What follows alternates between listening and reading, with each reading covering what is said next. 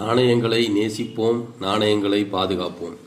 நாணயங்களின் காதலன் doctor PV. Srinivasa Perumal.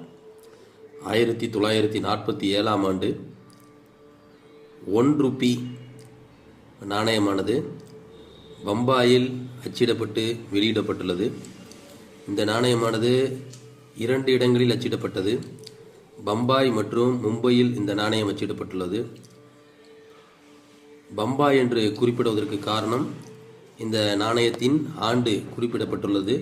அதற்கு கீழே டயமண்ட் சிம்பல் இடம்பெற்றுள்ளது. அதனால் இது பம்பாயில் அச்சிடப்பட்ட நாணயம். லாகூரில் அச்சிடப்பட்ட நாணயத்தில் இந்த டயமண்ட் சின்னம் இடம்பெறாது.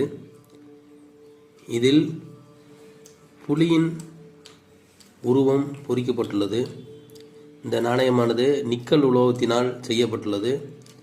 பின்புறம் கிங் எம்பரர் 5ஆம் ஜார்ஜ் அவர்களின் உருவ சின்னம் பொறிக்கப்பட்டுள்ளது. பார்ப்பதற்கே கம்பீரமான தோற்றத்துடன் 5ஆம் ஜார்ஜ் அவர்கள் காட்சி தருகின்றார்.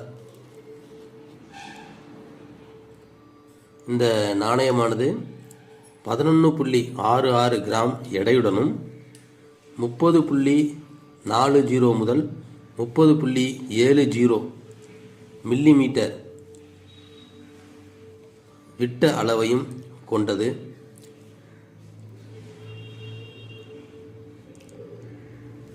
இது 3 மொழிகளில் அச்சிடப்பட்டுள்ளது.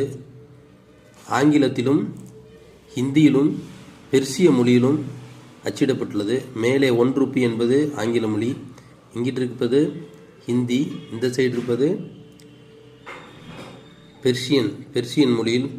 ஆக மொத்தம் 3 மொழியில் இந்த நாணயம் அச்சிடப்பட்டு வெளியிடப்பட்டுள்ளது.